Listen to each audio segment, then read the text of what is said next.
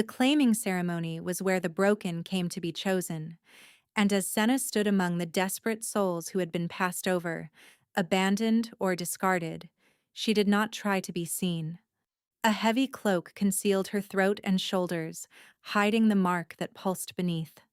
The silver seal her father had burned into her skin to bind what she was. Moonblood. The gift that had killed her mother and would kill her too if anyone discovered it still stirred in her veins. So she kept her head bowed and her breath shallow, praying no one would sense the thing inside her that wanted to answer every wolf in the room. She would not be chosen if she stayed hidden. She would be sold into slavery if she was not chosen at all. Then the Alpha King arrived. Kale of Valdrin, beautiful and brutal, cold as the northern mountains themselves, walked past noblewomen and widows without a glance. His wolf was legendary, they said. Feral, unconquerable. But Senna saw something else. She saw the stiffness in his shoulders, the tension in his jaw, the way he moved like a man holding himself together by will alone. He stopped directly in front of her. "This one," he said. The hall erupted in whispers. Why would a king who could have anyone choose the woman hiding beneath a cloak? Senna did not understand either. Not until she felt it. Something stirring in her blood, answering something in him. And deep within the Alpha King, for the first time in 7 years, his wolf opened its eyes. The Great Hall of Valdrin had not hosted a claiming ceremony in nearly a decade. The tradition had fallen out of favor among the noble houses, considered too barbaric for modern sensibilities. But for the unclaimed, the unwanted, the wolves who had aged out of conventional matches or been discarded by circumstance, it remained the only option. The alternative was exile, or worse. Senna stood at the far end of the raised platform, as far from the torchlight as she could manage. 12 women had been arranged in a row, each one representing some form of failure in the eyes of their packs. A widow whose mate had died before giving her children. A woman with a twisted leg from a childhood accident. A mother of 3 whose husband had abandoned her for a younger bride. And Senna. The one no one would explain. Her father Aldrich stood near the edge of the crowd, arms crossed, watching her with the same cold contempt he had shown her since she was 13 years old. Beside him, her sister Coralie wore a gown of pale green silk, her golden hair arranged in perfect curls. She was everything Senna was not. Legitimate. Loved. Safe. Coralie caught her looking and smiled. It was not a kind smile. The auctioneer, a thin man with a reedy voice, moved down the line calling out bloodlines and qualifications. He skipped Senna entirely. Her father had paid him to. Better that she be passed over in silence than have anyone ask questions about the woman in the heavy cloak. The hall was half empty. Fewer buyers came each year. The men who attended these ceremonies were not looking for love or partnership. They sought servants, nursemaids, women to warm their beds without expectation of devotion. Senna had prepared herself for this, for being taken by some minor lord who would use her until he tired of her, for being sold into a labor house if no one bid at all. What she had not prepared for was the doors slamming open with such force that the torches flickered and nearly died. Every head turned, every conversation stopped. The presence that rolled through the entrance was not ordinary dominance. This was ancient power, the kind that preceded language that existed before wolves learned to walk as men. It pressed against Senna's chest like a physical weight, and beneath her cloak, the binding seal on her neck began to warm. No, not now. Not here. She clenched her jaw and willed her breathing to slow, willed the stirring in her blood to quiet. But it was difficult. So difficult. Because something in that power was calling to her, and the thing her father had tried to kill was answering. "The Alpha King," someone whispered. "Gods above, what is he doing here?" Senna did not dare look up. She kept her eyes fixed on the stone floor, counting the cracks, willing herself to be invisible. She heard footsteps approaching, slow, deliberate, each one echoing through the silent hall like a death knell. He was tall. She could tell by the shadow that fell across her as he moved past the other women without pausing. His scent reached her next, pine and frost and something metallic beneath, like blood or iron. A predator's scent. But threaded through it was something else. Something wrong. A hollowness where there should have been warmth. The footsteps stopped directly in front of her. Senna's heart slammed against her ribs. She could feel him looking at her, could feel the weight of his attention pressing down like a blade against her throat. "Look at me," he said. His voice was cold, not cruel, but empty, as if all the warmth had been carved out of him long ago. Senna raised her head slowly, keeping her eyes downcast until the last possible moment. Then she looked. Cale of Valdrin was beautiful in the way a glacier was beautiful. Sharp and pale and utterly without mercy. His hair was dark, almost black, falling past his shoulders in waves that looked like they had never known a gentle touch. His jaw was hard, his cheekbones severe, his mouth a thin line that seemed incapable of softening. But his eyes were what held her. They were gray, pale gray, like a winter sky before snow. And in their depths, she saw something that made her breath catch. Pain. Carefully hidden, ruthlessly controlled, but unmistakable. He was suffering. And he did not want anyone to know. Neither of them moved. The hall held its breath. Then something shifted in his expression, so subtle she almost missed it. A flicker of recognition. Not of her face. She was certain he had never seen her before, but of something else, something beneath. "This one," he said. Silence, then chaos.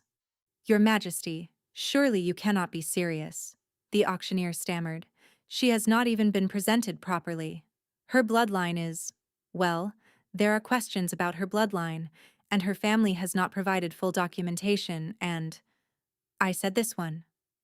Cale did not raise his voice. He did not need to. The authority in those 3 words silenced every objection before it could form. Senna stared at him, unable to comprehend what was happening. He had walked past widows of noble houses. He had ignored women with impeccable lineages and proven fertility. He had chosen her, the one hiding beneath a cloak, the one whose own father wanted her gone. Why? Cale turned away, already walking toward the doors. "Have her brought to the castle within the hour. The ceremony will take place at week's end." And then he was gone, leaving Senna standing frozen on the platform while the hall erupted around her. Her father's face had gone white with rage. Coralie looked like she might faint from shock. The other women on the platform stared at her with a mixture of envy and suspicion, but Senna felt none of it. Because beneath her cloak, the seal on her neck was burning. And somewhere deep inside her, in the place her father had tried to silence forever, something was singing. Something that had recognized its match. The castle of Valdrin rose from the mountainside like a fang of black stone, its towers clawing at a sky the color of bruised silver. Senna watched it grow larger through the carriage window, her hands clasped so tightly in her lap that her knuckles had gone white. "This is madness," she thought for the 100th time. Why would he choose me? The carriage had been sent within minutes of the king's departure. No time for goodbyes, not that anyone would have offered them. Her father had not even looked at her as she was led away. Coralie had watched with narrowed eyes, already calculating what this strange turn of events might mean for her own prospects. Only the memory of her mother's voice kept Senna from falling apart entirely. "Stay hidden, little star. Stay small and quiet and never let them see what you carry. Promise me." She had kept that promise for 11 years. 11 years of silence and stillness, of swallowing the music that wanted to pour from her throat, of ignoring the pull she felt toward every wolf she encountered. The seal her father had burned into her neck helped. It muted the gift, dampened it to a whisper instead of a roar. But it had never silenced it completely. And today, in that hall, standing before the Alpha King, it had nearly broken free. The carriage stopped. A footman opened the door and offered his hand. Senna took it with cold fingers and stepped onto smooth black stone. Servants were waiting. They bowed as she passed, their faces carefully neutral. No curiosity, no cruelty. Just polished professionalism that somehow made Senna feel more uneasy than open hostility would have. They led her through corridors that seemed to stretch forever, past tapestries depicting ancient hunts and walls lined with portraits of stern-faced kings. Every one of them had the same pale gray eyes, the same hard jaw, the same absence of warmth. Finally, they stopped before a heavy wooden door. "The king will see you now, my lady," the footman said. Senna's throat went dry. She had expected to be shown to a room, given time to prepare, perhaps even a chance to bathe and change from her travel-stained cloak. But apparently, the Alpha King did not believe in waiting. She stepped inside. The room was a study, larger than any space she had ever occupied. Bookshelves lined every wall, reaching from floor to ceiling. A massive desk dominated the center, covered in maps and documents.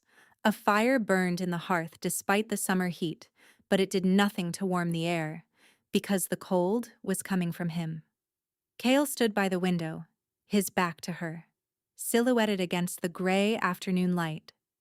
He was still wearing his formal clothes from the claiming ceremony.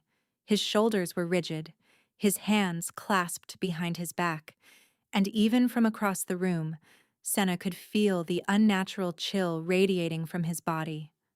Shifters ran hot. Everyone knew that. Alphas especially burned like furnaces, their wolves generating heat that could be felt from paces away. So why did this Alpha King feel like winter given form? "You may approach," he said without turning. Senna moved forward on unsteady legs.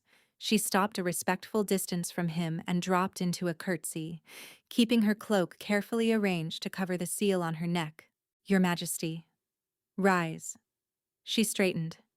He still had not turned to look at her. The silence stretched. Senna could hear her own heartbeat, too fast, too loud. She could hear the crackle of the fire that was not warming anything. She could hear, impossibly, a faint sound that might have been something pacing, back and forth. Inside the walls themselves. No, not inside the walls. Inside him. "You are afraid," Cale said finally. It was not a question. "Yes, Your Majesty." "Of me?" Senna considered lying, decided against it. "Of what happens when you discover what I am." He turned then, slowly, his pale eyes fixed on her with an intensity that made her want to run. "And what are you?" he asked. "Something dangerous, Your Majesty. Something your kingdom hunts and kills." She expected shock, outrage, demands to know more. Instead, the corner of his mouth twitched. Not quite a smile, something closer to grim recognition. "Then we have something in common," he said quietly. Before she could process that, he moved to his desk and picked up a document. "The terms of our arrangement are as follows," he said, his voice shifting back to that flat, emotionless tone. "You will become my queen. You will be given every comfort, every protection, every luxury the crown can provide. You will bear me an heir, preferably more than one, to secure the succession." He paused, looking at her directly. "In exchange, I will never ask what you are hiding. I will never demand to see what lies beneath your cloak. And I will never love you." The last sentence landed like a stone dropped into still water. "Your Majesty," Senna began, "I must tell you." "No." He cut her off with a raised hand. "Keep your secrets. I have no interest in them. You will keep mine as well. We will exist in separate spheres. crossing paths only when necessity demands. Is this acceptable? Senna stared at him. This beautiful, cold, impossible man who was offering her exactly what she needed: protection, privacy, a place where no one would look too closely at what she was. And all he asked in return was that she never expect him to care. She thought of her father's hatred, of Coralie's cruelty, of the labor house that awaited her if she refused. Yes, she said, it is acceptable. Something flickered across his face. Surprise, perhaps, or confusion, as if he had expected her to argue. Very well, he said. The ceremony will take place in 5 days. Until then, you will remain in the East Wing. Servants have been assigned to attend you. They have been instructed not to ask questions. He paused. About anything? Senna nodded, not trusting her voice. Cale returned his attention to the document on his desk, clearly dismissing her. But before Senna could turn to leave, she heard it again. That pacing, that restless movement, coming from somewhere inside him. Your Majesty, she said before she could stop herself. Is something wrong? He went very still. Nothing that concerns you, he said quietly. You may go. Senna left. But all the way back to her chambers, she could not shake the feeling that she had just glimpsed something she was not meant to see, and that something had glimpsed her back. Senna barely slept that first night. The chambers they had given her were larger than her father's entire house, with a canopy bed draped in silver silk and windows that overlooked the mountain peaks. But every time she closed her eyes, she felt that presence again, that pacing. That restless thing inside the Alpha King that seemed to be searching for something. Searching for her. By morning, servants had arrived with gowns, jewels, and all manner of luxuries she had never dreamed of possessing. They dressed her in soft fabrics that whispered against her skin, always careful to keep her neck and shoulders covered as she requested. They asked no questions, showed no curiosity. It should have been comforting. Instead, it felt like being wrapped in beautiful chains. The summons came at midday. Contract negotiations in the council chamber. Her father would be present. Senna's stomach turned to ice. The council chamber was vast, dominated by a long table of dark wood and windows that let in cold, northern light. Cale sat at the head of the table, flanked by 2 advisors. He looked exactly as he had the day before. Pale, controlled, empty. But when Senna entered, she saw his hands tighten on the arms of his chair. Just for an instant. Just enough for her to notice. Please sit, he said, gesturing to a chair near him. She sat. And then her father walked in. Aldrich had dressed for the occasion, his finest coat buttoned over his broad chest, his silver hair combed back from his face. He looked like a respectable man, a concerned father. No one would ever guess the cruelty that lived behind his carefully constructed facade. Coralie followed a step behind, her green eyes sweeping the room with barely concealed ambition. Your Majesty, Aldrich said, bowing low. I cannot express what an honor this is. To have my daughter chosen by the crown itself. I did not summon you for flattery, Cale interrupted. Sit. Aldrich's smile faltered. He sat. One of the advisors cleared his throat. The marriage contract has been prepared according to His Majesty's specifications. The primary terms are as follows. He picked up a document. The Lady Senna will receive the title of Queen Consort. She will be granted access to the royal treasury, properties in 4 provinces, and a personal guard of 20 soldiers. In exchange, she will provide the crown with legitimate heirs and fulfill ceremonial duties as required.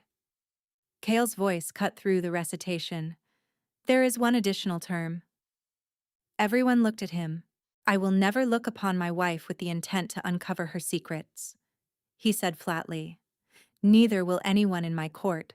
Her privacy is absolute and inviolable. Any attempt to investigate her past, her family, or her person will be treated as treason against the crown. Senna's breath caught. Her father's face went white, then red with barely contained fury. "Your Majesty," Aldrich said through gritted teeth, "I must protest. You do not understand what you are agreeing to. My daughter is... Your daughter is my concern now." Cale's voice dropped to something colder than ice. "Not yours. You will sign as witness and then you will leave my castle. Your presence is no longer required." Aldrich looked like he might explode. His hands shook. His jaw worked as if he wanted to speak, but could not find words. It was Coralie who stepped forward, her voice honeyed with false sweetness. "Your Majesty, forgive my father. He speaks from concern, nothing more. But surely you understand that a king should know everything about his queen. For the safety of the kingdom, of course." She smiled. "There are rumors about my sister. Dangerous rumors. Would it not be wise to investigate before?" I said no. The words were not loud. They did not need to be. The authority in them pressed down on the room like a physical weight, and Coralie stumbled back a step, her face draining of color. "Sign the contract," Cale said to Aldrich. "Now." Aldrich signed. His hand shook with rage as he did it. Then they were gone, swept out by guards who appeared as if summoned by thought alone. Senna sat frozen in her chair, unable to process what had just happened. He had protected her, without knowing what she was hiding, without asking why. "You look surprised," Cale observed. Senna turned to find him watching her. His expression was still unreadable, but there was something in his eyes, something that might have been curiosity. "I am, Your Majesty," she admitted. "I did not expect... kindness?" He almost smiled. Almost. "Do not mistake this for kindness. I simply have no patience for men like your father. Cruelty disguised as concern is still cruelty." Something warm bloomed in Senna's chest. Something dangerous. "Thank you," she said quietly. "Whatever your reasons, thank you." Kyle looked at her for a long moment. Then he nodded once and returned his attention to the documents on the table. "The ceremony will proceed as planned," he said. "You may go." Senna rose and walked toward the door, but before she reached it, a thought struck her. "Your Majesty," she said, turning back. "You said yesterday that we have something in common, that we are both hiding something dangerous." He did not look up. "I did. Will you ever tell me what you meant?" Silence. The fire crackled. The pacing she had sensed before, that restless presence inside him, seemed to intensify. She could almost see it, a shadow beneath his skin, moving, searching. "Perhaps," he said finally, "when you trust me enough to show me what lies beneath your cloak." It was not a demand. It was not even a request. It was something else entirely. A promise. Or a warning. Senna nodded and left. She was halfway to her chambers when Coralie intercepted her in a shadowed corridor. "Do not think this changes anything," her sister hissed. "The king may protect you now, but he does not know what you are, what you did." Senna kept her voice steady. "I did nothing. Mother's death was not my fault." "Liar." Her sister's voice broke. "The day your powers awakened, you lost control. Mother tried to calm you, tried to stop what was happening, and she got caught in the chaos. Your voice drove the wolves in our household to frenzy. One of them killed her trying to reach you." Coralie's eyes burned with old grief twisted into hatred. "Father had to bind you after that, to protect everyone else from your curse." The lie was so familiar it no longer hurt. That was not what had happened. That was not what had happened at all. Senna had been unconscious when her powers manifested. She had woken to find her mother dead and her father standing over her with a branding iron. But Coralie had believed their father's version for so long that the truth no longer mattered. "The king seems kind now," Coralie continued, her voice dropping to a venomous whisper.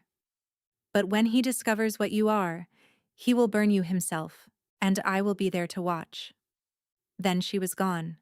Senna stood alone in the darkened corridor, her hands shaking, and the seal on her neck pulsing with warmth. That night, unable to sleep, she walked the castle gardens alone. The moon was full, casting silver light across beds of pale roses and dark hedges. The air was cold, far colder than it should have been in summer, as if the king's presence had infected the very stones. Without thinking, Senna began to hum. It was an old melody, a lullaby her mother had sung to her when she was small, before everything went wrong. The notes were simple, repetitive, soothing. She had hummed it 1,000 times in secret, alone, where no one could hear. But she was not alone. The air around her shifted, thickened, and then she felt it. Presence, power. Something vast and ancient and hungry, coiling through the garden like smoke. Senna froze. The humming died in her throat. Nothing happened. Then the shadows at the edge of the path rippled, and Kale stepped out of darkness itself. His face was pale, paler than before. His eyes were wide with something that looked almost like fear. "What?" he said, his voice barely above a whisper. "Did you just do?" Senna could not speak, could not move, because she could see it now. The thing she had sensed pacing inside him, his wolf. It was not hidden anymore. It was there, visible somehow beneath the surface of his skin, pressing against the boundary between man and beast. And it was looking at her, directly at her, moving with her stillness, swaying with her silence, dancing to a song she had already stopped singing. "I do not know," she whispered. But that was a lie. She knew exactly what she had done. She had woken something that was never supposed to wake. And now, it would never let her go. The days before the wedding passed in a blur of fittings and preparations. Senna moved through them like a woman in a dream, unable to shake the memory of that night in the garden. The way Kale's wolf had pressed against the boundary of his skin, the way it had swayed to a song she had already stopped singing, the way he had looked at her. Not with anger, with fear. He had not spoken to her since, had not summoned her, had not appeared at meals or ceremonies. The servants whispered that he had locked himself in his chambers, refusing all visitors, that the castle's temperature had dropped 10 degrees overnight. That something was very, very wrong with the king, but the wedding could not be delayed. Treaties had been signed. Dignitaries had traveled from distant kingdoms. The people of Valdrin had gathered in the capital, desperate for a glimpse of their new queen. So on the morning of the 5th day, Senna allowed the servants to dress her in a gown of midnight blue silk. She allowed them to braid her dark hair with strands of silver thread. She allowed them to drape a veil across her shoulders that concealed the seal on her neck, while still leaving her face visible. And then she walked alone toward the cathedral. The crowd that lined the streets was enormous, thousands of faces all straining to see her. Whispers followed in her wake like wind through autumn leaves. "Is that her? The one he chose at the claiming ceremony? Why her? There were noblewomen, princesses, widows of great houses. They say she never removes that veil. They say something terrible lies beneath." Senna kept her eyes forward and her breathing steady. She had survived worse than whispers. She would survive this too.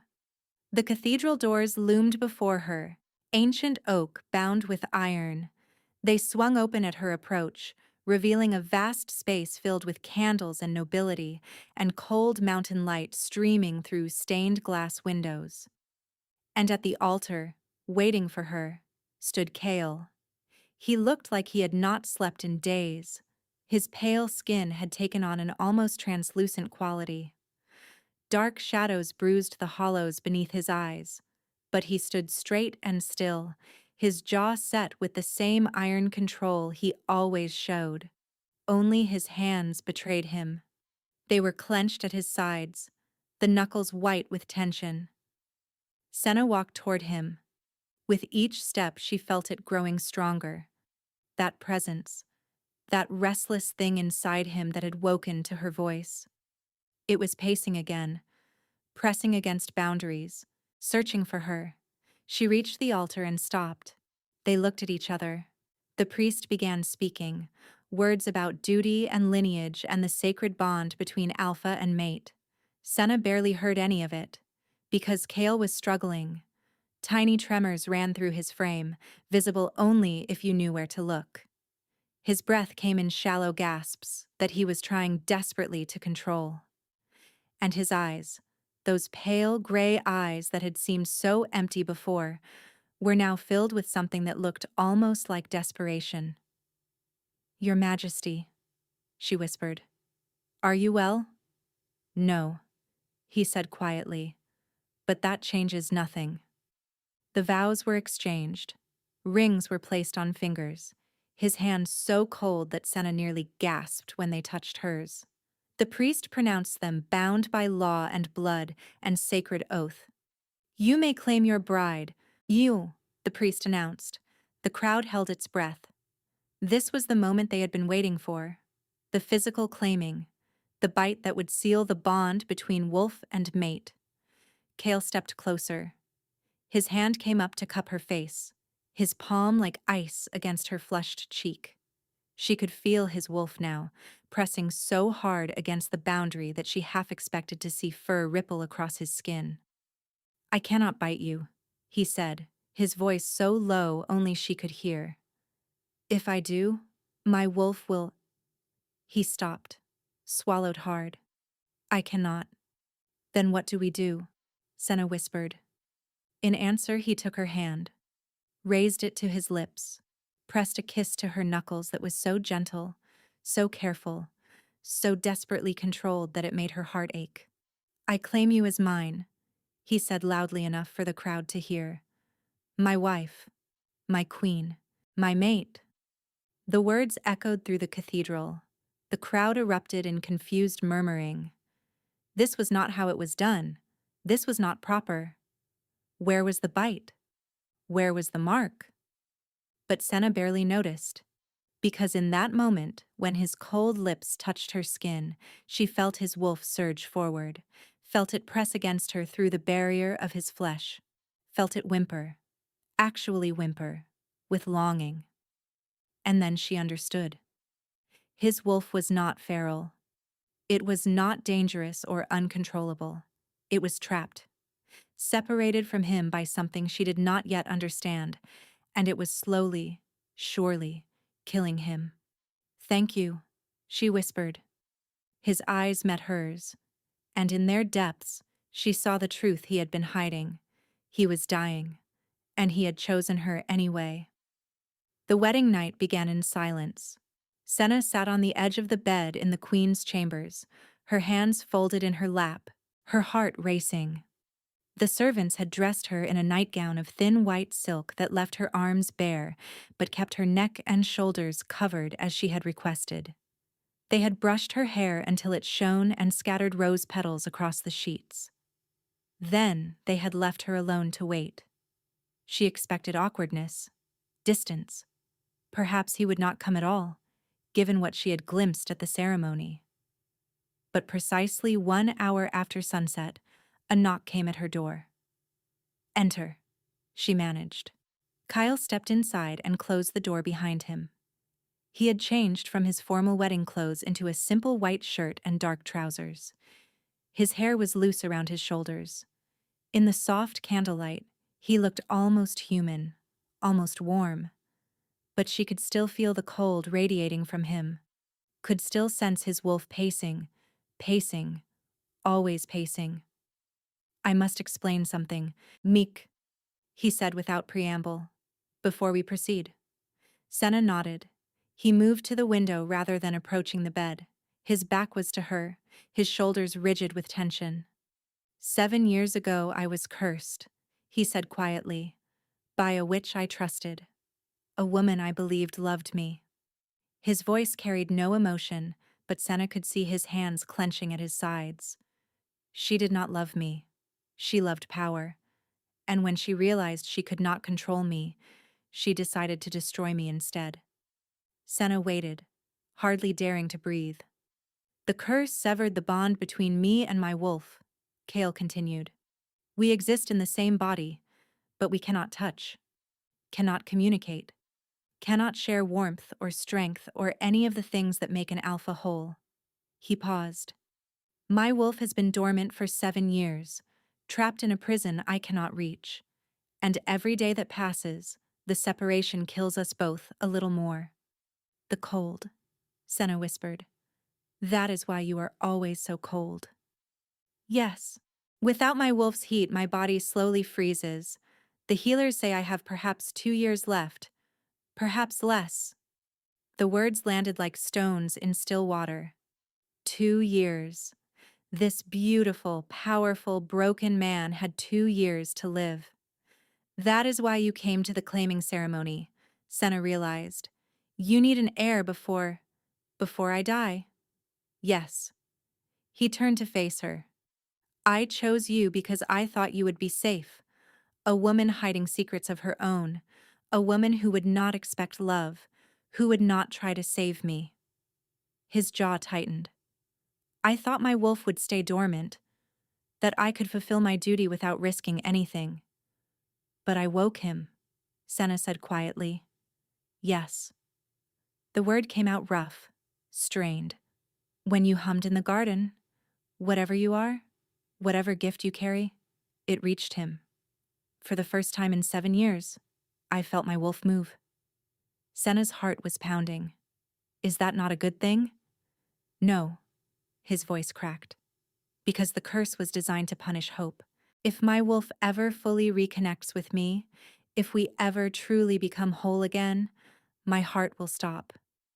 The cruelty of it stole her breath. A curse that punished healing. That made the very thing he needed into the thing that would kill him. So you must keep him dormant, she said. Keep him separate or die. He crossed to her slowly. You must never sing again. Never hum. Never make any sound that might reach him. He responds to you in ways I cannot explain. If you stir him again, if you bring him closer to the surface, I will kill you. Yes. They stood facing each other in the candlelight. 2 people bound by law and circumstance, both carrying secrets that could destroy them. I will be silent, Senna promised. I swear it. Something flickered across his face. Relief, perhaps. Or gratitude. Then we have an understanding, he said. He reached for her then, and despite everything, Senna found herself leaning into his touch. His hands were cold as they cupped her face, cold as they traced the line of her jaw, cold as they slid down to rest on her shoulders. But his kiss was not cold. His mouth found hers with a hunger that surprised them both. She felt his restraint crumbling, felt the desperate need beneath his careful control. Her hands found his chest, his shoulders, the nape of his neck where his hair fell in dark waves. And deep inside him, his wolf stirred, not waking, not moving, just stirring, as if it could sense her touch even through the barrier of the curse. They came together in darkness and silence, no words, no songs, just breath and heartbeat, and the desperate hunger of 2 people who had never expected to feel anything at all. Afterward, Kale held her. His arm was wrapped around her waist, his body curved against hers despite the cold. And in that moment, with his breath warm against her hair and his wolf settled into something that felt almost like peace, Senna realized the terrible truth.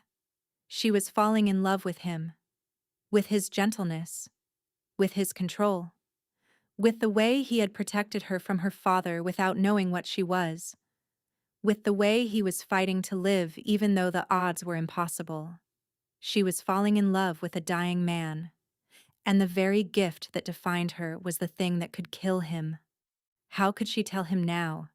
How could she ever reveal what she truly was when the truth might be the death of him? So she stayed silent. And when morning came, She pretended she felt nothing at all. 3 months passed. 3 months of shared meals and quiet conversations.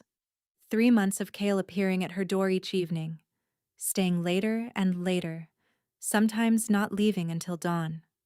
3 months of learning the shape of him in darkness, the sound of his breathing when he finally relaxed, the way his wolf settled whenever she was near. She never hummed, never sang, kept her silence like a prayer. But it was becoming harder, because the closer she grew to Kyle, the more her gift wanted to answer. It strained against the seal on her neck, pressed against her teeth, ached in her throat like a scream that could not escape. And his wolf was growing restless. She could feel it even without singing. Every time they touched, it pressed closer to the surface. Every time they made love, it paced with increasing agitation. The separation was weakening somehow. Her very presence was eroding the barrier, even without her voice. Kyle noticed. She could see it in the way he watched her, the way his jaw tightened when his wolf stirred. But he said nothing, kept coming to her chambers, kept holding her through the night as if she were the only warm thing in his frozen world.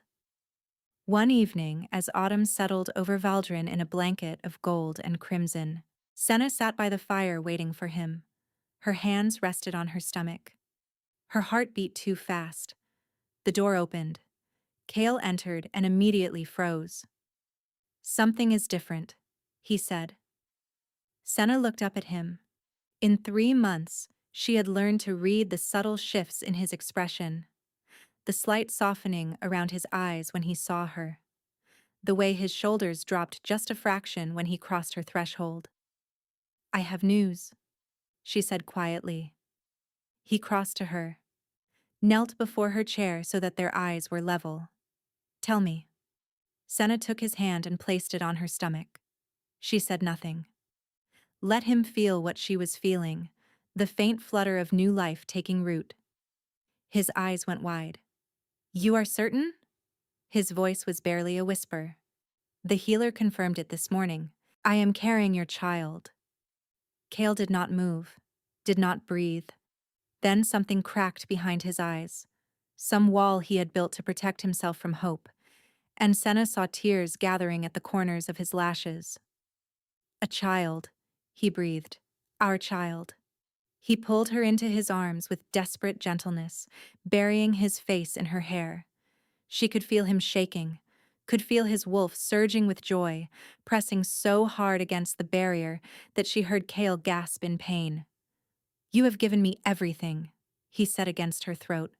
"Everything I never dared hope for." Senna held him tightly, her own tears falling freely.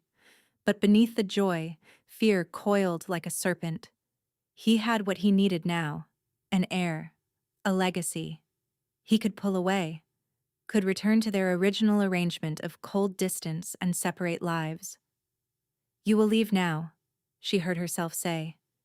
"We have fulfilled the contract. You have no reason to keep coming to me." Kale pulled back, stared at her as if she had struck him. "What?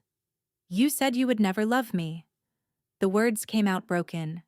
"You said once I gave you children, we would have nothing more to do with each other. So I am releasing you. You do not have to pretend anymore." "Pretend?" He looked stricken. "Senna, I have not been pretending." "Then what have these 3 months been?" she demanded. "Duty? Obligation? You are dying, Kyle. You have 2 years left at most. Why would you waste them on someone you can never love?" She was crying now, could not stop. 3 months of suppressed fear and desperate hope pouring out of her in a flood she could not control. "I have tried not to love you," she confessed. "I have tried so hard, because I know what I am. I know my voice could kill you, but I cannot help it. I love you, Kyle. I love you, and I am terrified because loving you means losing you, and I cannot bear it. I cannot—" He kissed her, hard and desperate and with none of his usual control. His hands gripped her face, her shoulders, her waist, pulling her against him as if he could merge them into one being through sheer force of will. "You foolish woman," he said against her mouth. "You impossible, beautiful, foolish woman. Did you truly think I was pretending? You said you could never love me. I said that because I was afraid." His forehead pressed against hers. "I was afraid that if I loved you, if I let myself feel anything, my wolf would wake completely, and the curse would take me. I thought distance would protect us both. But I was wrong." His voice broke. "I have loved you since the moment you called me kind for protecting your secrets. I have loved you through every silent night, every careful touch, and every morning I woke with you in my arms and thanked the gods for one more day." Senna stared at him as the words she had never dared hope for poured from his lips. "I love you," he said. "I love—" He stopped. His eyes went wide with shock. His hand flew to his chest. "Kale?" Senna grabbed his shoulders. "Kale, what is happening?" He could not answer. His face had gone white, whiter than snow, whiter than bone. Frost was spreading across his chest, visible even through his shirt, crystallizing over his heart in patterns that looked like frozen veins. His wolf howled. She heard it. Not just felt it, but heard it.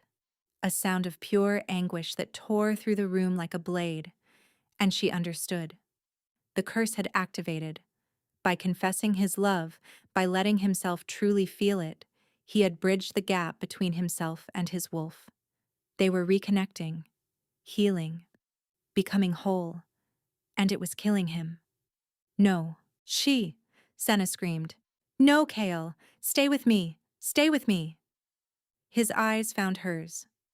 Gray eyes filled with love and regret, and the terrible knowledge that he had just sealed his own death. "I am sorry," he whispered. Then he collapsed. Senna screamed for the guards, for the healers, for anyone who could help. They came running, found the Alpha King unconscious on the floor, frost spreading across his chest like a disease of ice. His breathing was shallow, his skin had turned translucent, and beneath it, visible through the crystalline surface, his heart was slowing. "Get him to his chambers," Senna commanded. "Send for every healer in the kingdom. Now." The days that followed blurred into a nightmare of waiting and watching. Kale did not wake. The frost continued to spread, creeping from his chest to his shoulders, down his arms, across his stomach.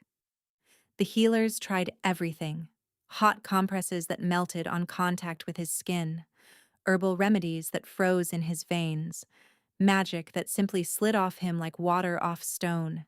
Nothing worked.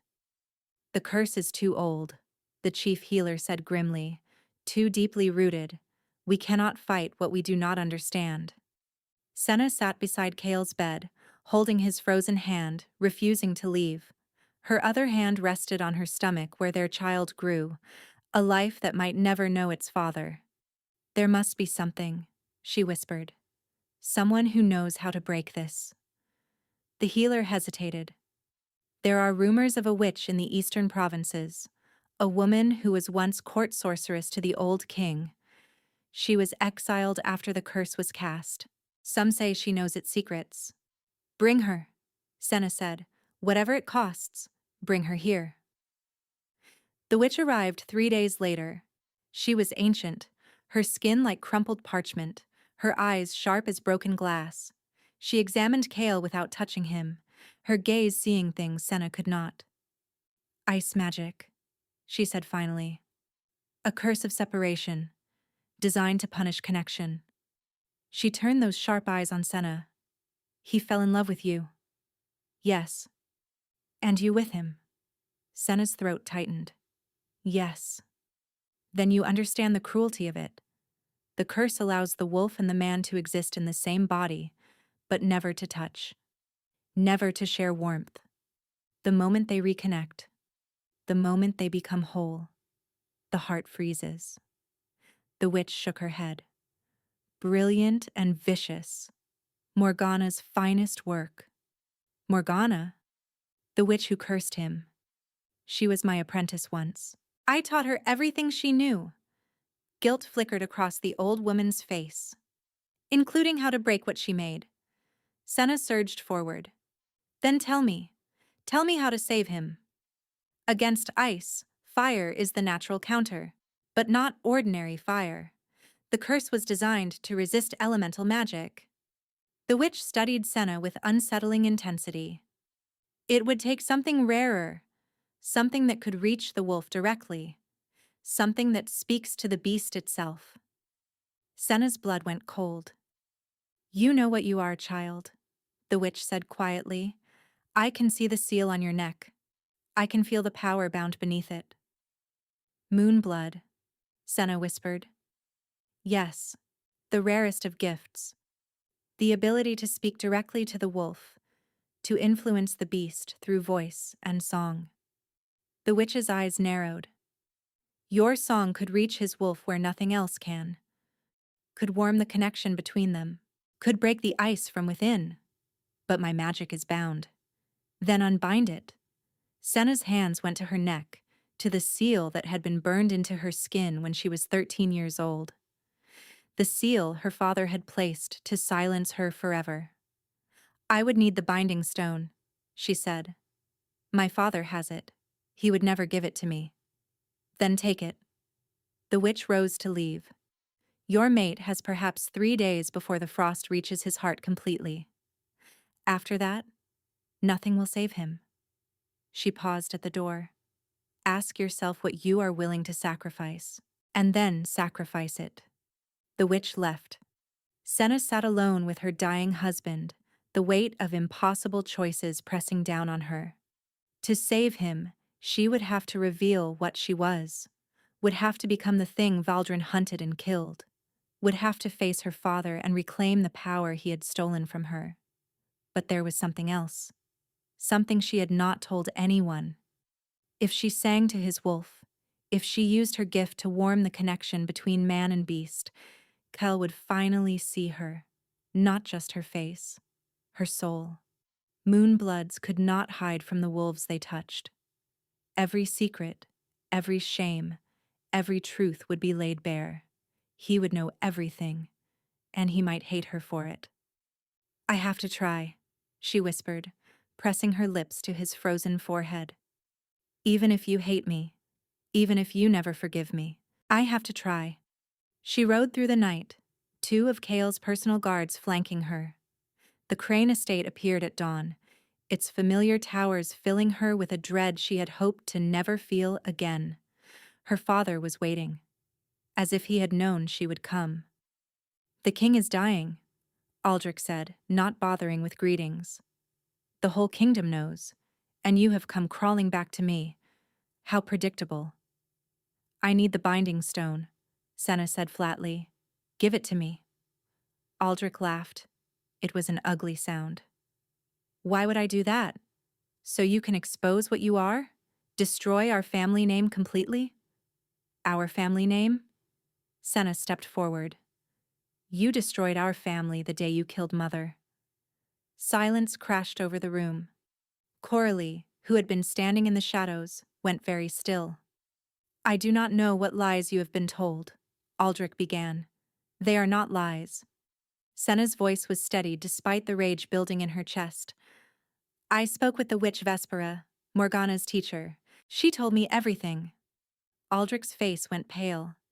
Moonblood is passed through bloodlines, Senna continued. Mother did not carry the gift. You did. Your mother, my grandmother, was moonblooded before your father discovered what she was and had her executed for it. The power skipped a generation and manifested in me. Coralie gasped. Father, is this true? Aldrich said nothing. His silence was answer enough. You knew Mother was innocent, Senna said. You knew I inherited the gift from your side of the family, but you could not bear the shame of it. So you killed her. Blamed me. Bound my powers and told everyone I was dangerous so no one would ever look too closely at you. You do not understand, Aldrich snarled. I did what was necessary to protect this family. You murdered your wife to protect your pride. Senna's voice rose. And you would have sold me into slavery to protect it further. You are not a father. You are a monster. Aldrich lunged for her. But before he could take 2 steps, Coralie moved. She stepped between them, her face white with shock and fury. And when Aldrich tried to push past her, she struck him across the face with enough force to send him stumbling. "Where is the binding stone?" Coralie demanded. Aldrich stared at her, hand pressed to his bleeding lip. "You would betray me for her? After everything I gave you? You gave me lies." Coralie's voice shook. "You gave me a dead mother and a sister I was taught to hate for crimes she never committed. Where is the stone?" The fight drained out of him, leaving behind nothing but a bitter, broken old man. "The study," he said. "Behind the portrait of your grandmother." Coralie found it, a small crystal sphere that pulsed with trapped power. Senna's power. Stolen from her 11 years ago and locked away ever since. "Take it," Coralie said, pressing it into Senna's hands. "Save your husband. Save your king." She hesitated, then added, "Mother would be proud of you. She tried so hard to protect you. I understand that now. She knew what father was, and she died trying to stop him." The words struck Senna like a blow. Her mother's voice echoed in her memory. "Stay hidden, little star. Stay small and quiet." Mother had not been telling her to be afraid. Mother had been trying to keep her safe until she was strong enough to fight back. "I am sorry," Coralie continued, "for everything. For believing him. For hating you." Senna looked at her sister. At this woman who had tormented her for years, who had called her dangerous, who had stood by while their father destroyed her life. And she saw something she had never expected to see. Regret. Genuine, heartbroken regret. "Later," Senna said. "We will talk later." She mounted her horse and rode for Valdrin as if death itself were chasing her. Senna burst into Kale's chambers just as dawn broke over the mountains. He looked worse than when she had left. The frost had spread to his throat. His lips were blue. His breath came in shallow gasps that rattled in his frozen lungs. "I have it," she said, holding up the binding stone. "I can save you." The chief healer looked at the crystal with confusion. "What is that? How can a stone—" "Leave us," Senna commanded. "Everyone, now." They left. The door closed, and Senna was alone with her dying husband. She knelt beside the bed, the binding stone clutched in her hands. She could feel her power inside it, singing to be released. 11 years of silence, 11 years of suppression, all waiting to pour out of her the moment the seal was broken. "I have to tell you something," she whispered, even though he could not hear her. "Something I should have told you from the beginning." She placed the stone against the seal on her neck, felt the magic inside it recognize its home. "I am moon-blooded," she said. "My voice can speak directly to wolves, can influence them, can call them or calm them or drive them to frenzy." She laughed bitterly. "My father called it a curse, a danger. He bound my powers and let me believe I was a monster." The stone began to glow. "But it is not a curse. It is a gift. And I am going to use it to save you, even if it means you see everything I am, even if it means you hate me for it." She pressed harder. The stone pulsed. The seal on her neck flared with heat. And then it shattered. Power flooded through her like a river breaking through a dam. It filled her veins, her lungs, and her heart. It sang in her blood, and danced along her nerves and burst from her throat in a sound she had not made in 11 years. Senna sang. It was not a song of words. It was older than that, more primal. A melody that existed before language, before wolves learned to walk as men. It was the song of the moon itself, calling to the beast inside every shifter who had ever lived, and Kale's wolf answered, She felt him rise from 7 years of enforced slumber. His presence reached for her through the barrier of the curse, desperate and hungry and so terribly alone. Senna sang to him, sang of warmth and connection and the love that had grown between her and his human half. Sang of the child growing in her belly, a life that needed both its parents. Sang of hope, of healing, of a future that did not have to end in ice and separation. The wolf howled back, not in pain, in joy. And as he howled, as he surged toward the surface, the frost began to melt. It started at his heart. The ice cracked, fractured, turned to water that evaporated instantly. Warmth spread outward, thawing his chest, his shoulders, and his arms. Color returned to his skin. His breathing deepened. But Senna did not stop singing, because she could feel the curse fighting back. Could feel Morgana's magic twisting, searching for another way to kill him. So she sang harder, poured everything she had into the melody, every ounce of power, every drop of love, and every hope she had ever held for their future together. And as she sang, Kale's eyes opened. Gray eyes, no longer cold, warm now, alive, fixed on her with an expression of pure wonder. Senna. He breathed. The curse shattered. She felt it break. Felt the ancient magic that had separated man and wolf for 7 years finally, completely, irrevocably fail. Felt Kale's wolf merge with him, becoming whole for the first time since the curse was cast. And she felt something else too. A bond snapping into place between them. The mate bond that should have formed at their wedding. The connection that the curse had prevented. She felt him inside her soul. Felt herself inside his. Knew him completely. And was completely known. Kale sat up, stared at her as tears streamed down his face. You, he said. It was always you. From the moment I walked into that claiming ceremony. My wolf knew. He had been waiting for you. Senna was crying too. I thought you would hate me when you saw what I was. What you are, is the woman who saved me. He pulled her into his arms, and for the first time since she had known him, he was warm. Truly warm. Heat radiated from his skin like summer itself. What you are is my mate, my queen, my everything. He kissed her. And the kiss was not cold, was not careful or controlled. It was fire and joy and the desperate relief of two people who had nearly lost each other. When they finally broke apart, Kale's hand found her stomach. Our child, he said softly. I can feel her now. My wolf can sense her spirit. Senna blinked through her tears. Her? A daughter, he confirmed, wonder filling his voice. Strong and fierce and stubborn.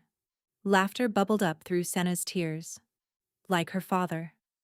Kale smiled, a real smile, free of shadows and cold. Like her mother. They held each other as the sun rose fully over Valdren, light pouring through the windows and warming the room that had been cold for so long.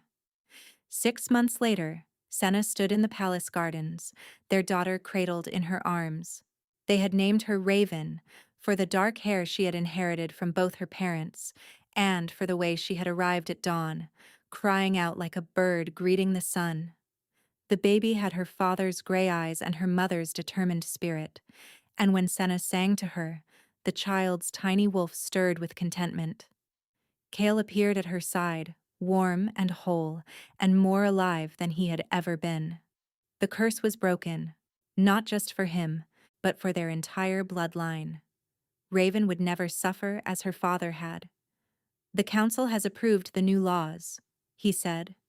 Moonbloods will no longer be hunted. They will be protected, trained, given places of honor in the kingdom. Senna leaned into him. And your father's old laws? Abolished. Every single one. He pressed a kiss to her temple. You changed everything, Senna. Not just for me, for all of Valdren. In the distance, Coralie walked through the gardens with the chief advisor, discussing something that made them both laugh. She had taken a position on the council after their father's arrest. Aldrich now sat in a cell, convicted of murder and conspiracy, stripped of his titles and lands. Justice, finally served. "I have something for you," Cale said. He produced a small velvet box. Inside lay a pendant on a silver chain. The stone at its center was unlike anything Senna had ever seen, a crystal that seemed to contain liquid moonlight. "From the witch Vespera," he explained, "a gift for the woman who broke the curse. She says it will amplify your gift, help you teach others like you." Senna touched the pendant with gentle fingers. "It is beautiful." "Not as beautiful as you." Cale fastened it around her neck. "Not as beautiful as our daughter. Not as beautiful as the life we are building together." Raven cooed and reached for her father. Cale took her with the ease of a man who had spent 6 months learning to be a parent. He looked at his daughter with such love, such joy, that Senna felt her heart might burst. "I never thought I would have this," he said quietly. "A family, a future, a reason to live beyond duty and obligation." "Neither did I," Senna admitted. "I spent my whole life hiding, believing I was a monster, believing no one could ever love what I truly was." Cale met her eyes. "I love exactly what you are, every part of you, the hidden and the revealed, the gift and the woman who carries it." He kissed her again, their daughter nestled between them, the afternoon sun warm on their faces. They had both entered this marriage seeking escape, seeking safety, seeking a way to survive in a world that had tried to destroy them. Instead, they had found each other. And in finding each other, they had found something neither had dared to hope for: freedom, love, a future that stretched before them like an endless summer day. The Moonblood and the Alpha King, the woman who could speak to wolves, and the man whose wolf had been waiting for her voice. Together, they had broken every curse that bound them. And together, they would build a kingdom where no one would ever have to hide again. Thank you for listening to this story. If you enjoyed it, please leave a comment below. Your words mean more than you know, and I read every single one.